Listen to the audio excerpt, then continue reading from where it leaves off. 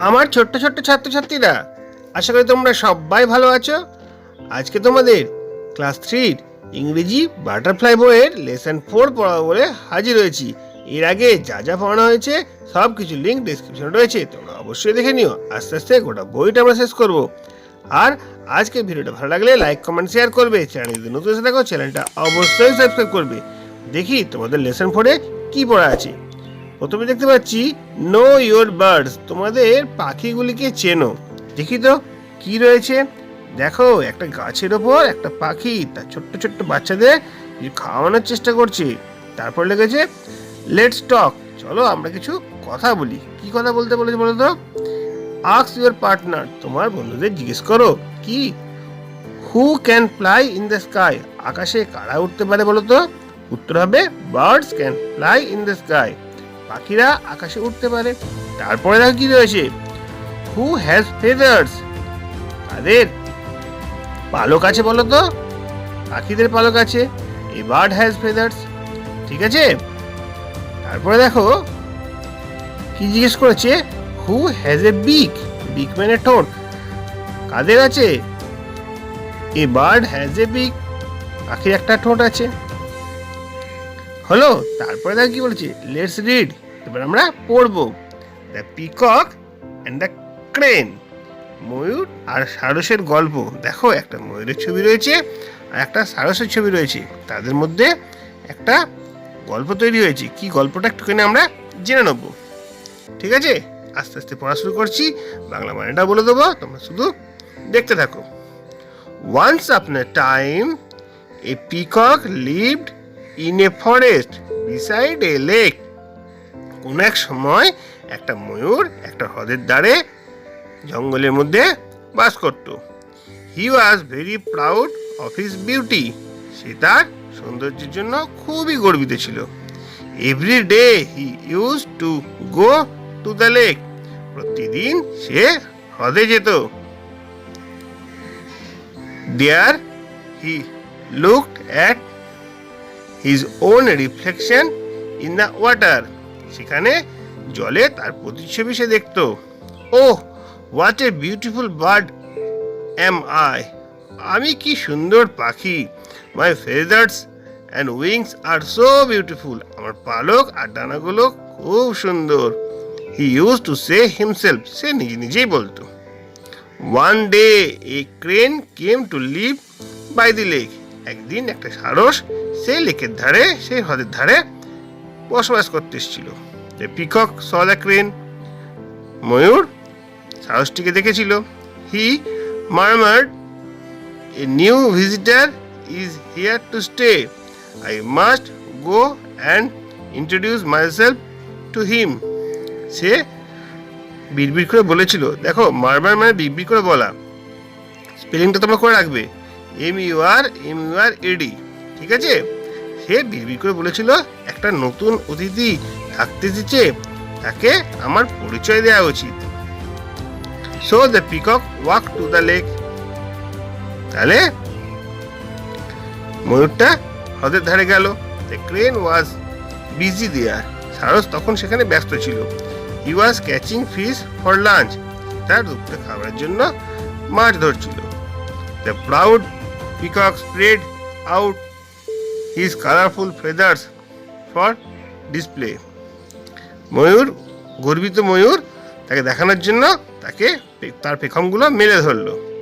Then he said to the crane, তারপর সে সারসটিকে বলেছিল, hello mister crane, welcome to the forest, হে মহাশয় সারস, আমাদের এই জঙ্গলে তোমাকে স্বাগত জানাচ্ছি। ওয়েলকাম টু দ্য ফরেস্ট, জঙ্গলে তোমাকে স্বাগত জানাচ্ছি। আই অ্যাম ইয়োর নেবার, আমি তোমার প্রতিবেশী। Thank you so much mister Peacock, the crane said, তখন সারসটি বলল, ময়ূর মহাশয় তোমাকে ধন্যবাদ। দি পিকক দেন মকড, দেখো MOCKED, মকড, একটা নতুন শব্দ পাচ্ছি আমরা। ঠিক আছে। তো তারপর সেই ময়ূরটি মজা করার জন্য সারসটিকে বলেছিল, মক মানে মজা করার জন্য সারসটিকে বলেছিল, কি বলেছিল বলো তো? Why do you have such colorless feathers?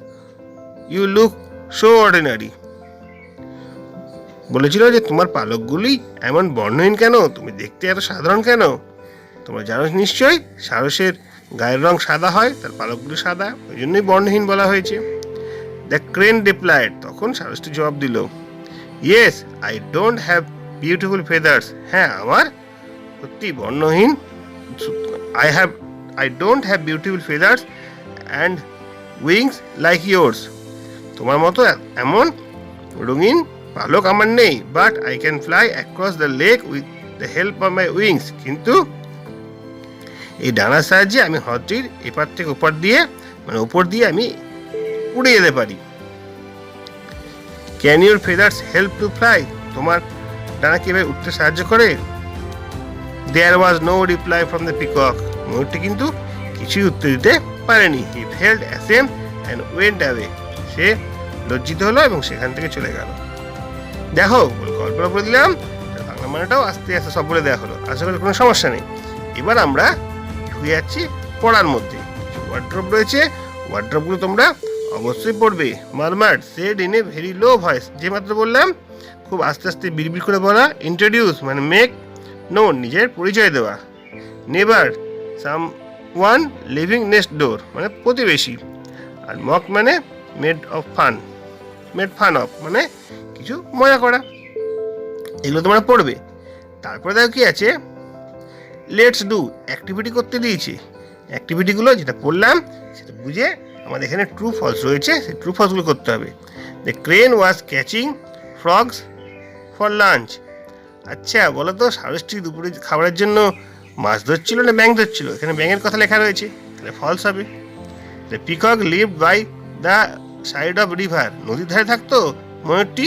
River মানে নদী, তা তো নয়, সে আর জঙ্গলের হ্রদের ধারে থাকতো, লেক হলে ঠিক হতো, এটা ফলস হবে। The feathers of crane were colourless. আচ্ছা, সারসের পালকগুলি কি বর্ণহীন ছিল? অবশ্যই ছিল, এটা ট্রু হবে। The peacock was sorry for his beauty.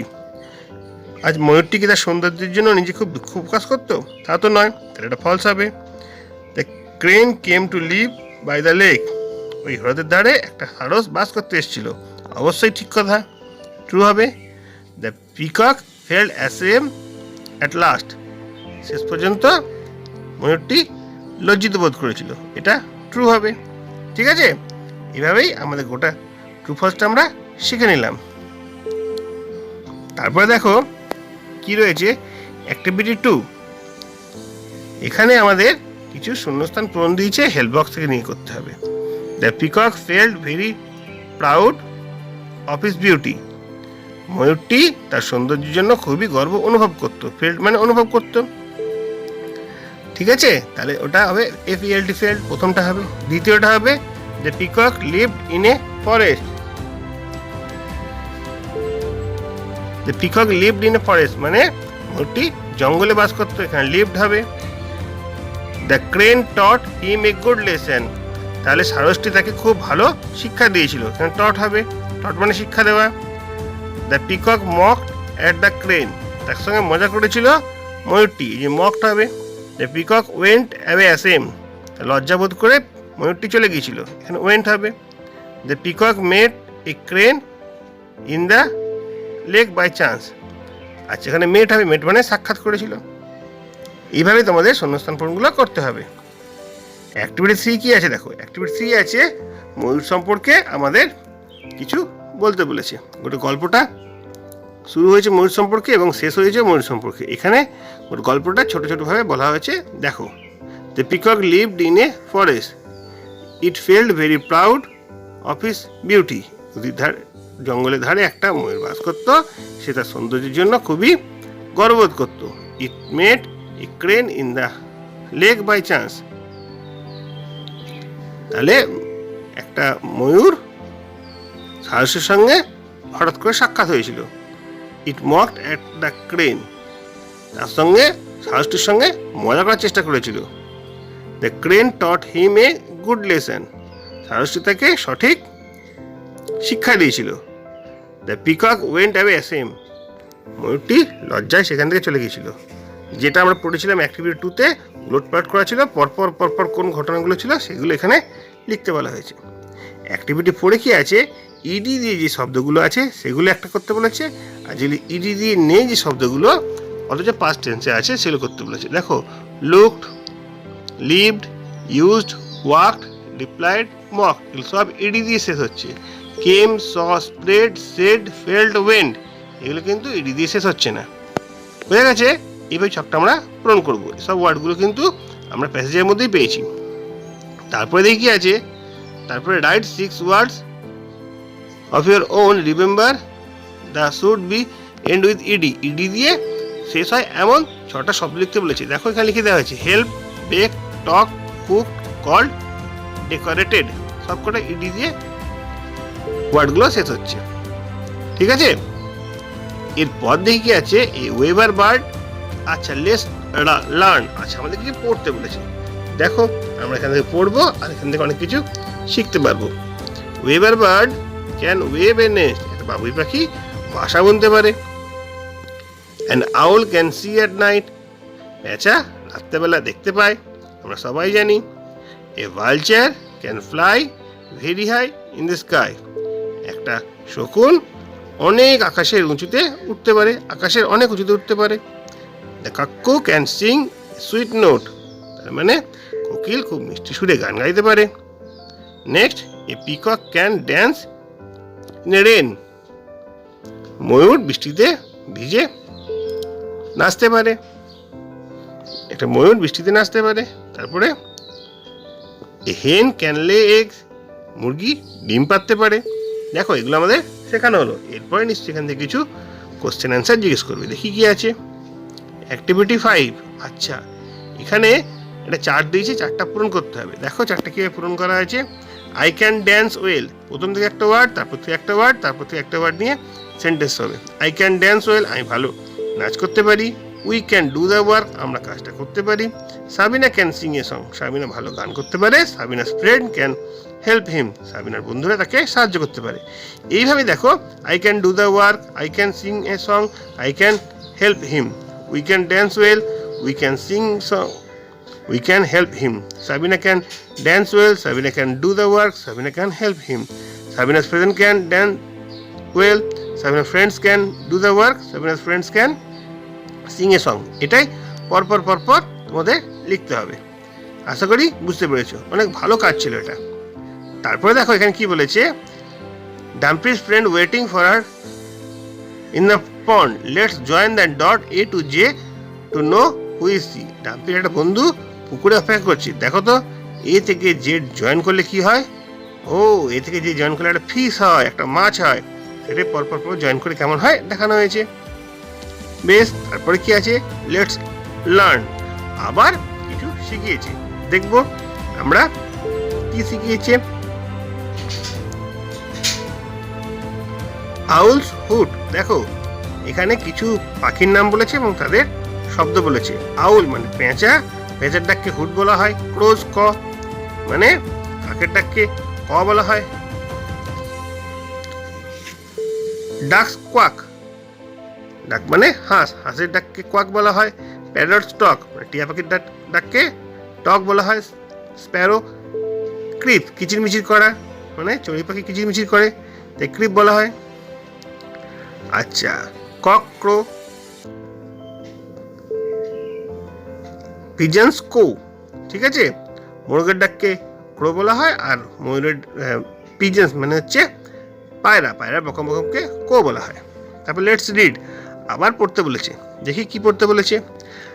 I am an eagle, আমি হচ্ছে একটা eagle. I eat snake here, আমি কি খাই, আমি সাপ, খরগোশ, কাঠবিড়ালি, মাছ খাই।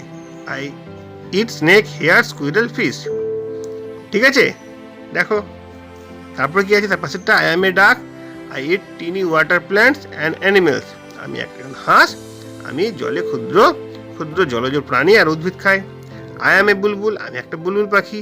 I it berries and insects, ঠিক আছে, আমি বেরি আর পতঙ্গ খাই। আই অ্যাম এ হর্নবিল, আমি একটা ধনেশ পাখি। I eat lesser fruits and small insects, আমি টিকটিকি ফল আর ছোট ছোট পতঙ্গ খায়। আই এম অ্যান ইরেক্ট, আমি একটা বক। আই ইট ফিশ, আমি মাছ খাই। আই এম এ ময়না, আমি ময়না। I eat fruits, grains and grasshopper, আমি ফল, দানা শস্য আর গঙ্গা ফড়িং খাই। এটা আমাদের এখানে পড়তে বললো। তারপরে কি আছে দেখি, তারপরে অ্যাক্টিভিটি 7-এ এখানে দুটো করে অপশান আছে, কোনটা ঠিক সেটা বলতে হবে। আমরা যেটা পড়লাম সেখান থেকে পাবো। এ ডাক ইটস টিনি ওয়াটার প্ল্যান্ট, একটা হাঁস ছোট ছোট জলজ প্রাণী খায়। তারপরে আছে অ্যান ইরেক্ট ইটস ফিশ, একটা বক মাছ খায়। হর্নবিল ইটস লিজার্ড, একটা ধনেশ পাখি ওখান থেকে কি খায়। অ্যান ইগল ইটস হিয়ার্স, খরগোশ খায় ইগল। ময়না ইটস গ্রাসহপার, পতঙ্গ খায় ময়না। বুলবুল ইটস ইনসেক্ট, পতঙ্গ খায় বুলবুল। ঠিক আছে, এইভাবেই তোমাদের অ্যাক্টিভিটি 7টা করিয়ে দেওয়া হলো। তারপরে কয়েকটা পাখি রয়েছে, প্রথমটা প্যারট, তারপর স্প্যারো, তারপর ক্রো, আউল আর পিকক। দেখে তোমরা অবশ্যই চিনতে পারবে। আমরা পরের দিকে যাই। অ্যাক্টিভিটি 9, একটা পাখি আছে, তার বিভিন্ন অংশে চিহ্নিত করা আছে। দেখো, উপরটা হেড, তারপরে উইংস, তারপর ফেদার, তারপর টেল, নিচেরটা হচ্ছে লেগ, ক্ল, থ্রট, আই, বিক। এইভাবেই আমরা হেল্প বক্স থেকে নিয়ে করতে পারলাম। নেক্সট আছে বার্ডস, পাখিরা কি করে সেগুলো আমরা অ্যারো চিহ্ন দিয়ে বলেছি। আর নিচে লেখা রয়েছে বার্ডস বিল্ড নেস্ট, পাখিরা বাসা বাঁধতে পারে। বার্ডস সিং সুইট নোট, পাখিরা সুন্দর গান করতে পারে। বার্ডস লে এগস, তারা ডিম পারে। Birds it harmful worms and save corn, ক্ষতিকর পতঙ্গ খেয়ে আমাদের শস্যকে রক্ষা করে। Birds can carry seeds of a tree from one place to another place, একটা পাখি বীজগুলোকে এক জায়গা থেকে অন্য জায়গায় বহন করে নিয়ে যেতে পারে। তারপরে দেখো একটা রাইম রয়েছে, রাইমটা আমরা পড়ে নিই। The bird in the cage, the bird in the cage, the bird in the cage, will you fly away on a warm sunny day? Bird in the cage, bird in the cage, I will break your birds and you will fly to the stars. ঠিক আছে, একটা কবিতা এখানে পড়িয়ে দেওয়া হলো। আশা করি তোমরা বুঝতে পেরেছো। খাঁচার পাখি সম্পর্কে বলা আছে, খাঁচার পাখি তুমি কি উড়ে যাবে একটা উষ্ণ রৌদ্র ঝলমলে দিনে? তারপর আবার বলেছে খাঁচার পাখি আমি তোমার এই গারদটা ভেঙে দেবো, তখন তুমি নক্ষত্রের কাছে উড়ে যাবে। এইভাবেই আমাদের পাখি সম্পর্কে ধারণা হলো। তারপরে দেখি কি আছে, তারপরে একটা হাঁসের ছবি দিয়েছে, আর সেগুলোকে রং করতে বলা আছে। 1 নম্বরে রেড, 2 নম্বরে ইয়েলো, 2 নম্বরে ব্লু, 3 নম্বরে ইয়েলো, 4 নম্বরে গ্রিন, 5 নম্বরে ব্রাউন। যেখানে নাম্বার আছে সেখানে তোমাদের রং করতে হবে। আশা করি তোমরা রংটা করতে পারবে, সেটা বলে দিচ্ছি না। আজ তাহলে এ পর্যন্তই, গোটা লেসনটা পড়িয়ে দেওয়া হলো। যদি কোনো সমস্যা থাকে আমাকে জানাবে, আমি আবার বোঝানোর চেষ্টা করব। যদি ভিডিওটা ভালো লাগে লাইক কমেন্ট শেয়ার করবে। চ্যানেলে নতুন এসে থাকো, চ্যানেলটা অবশ্যই সাবস্ক্রাইব করবে। তোমরা সবাই ভালো থাকবে।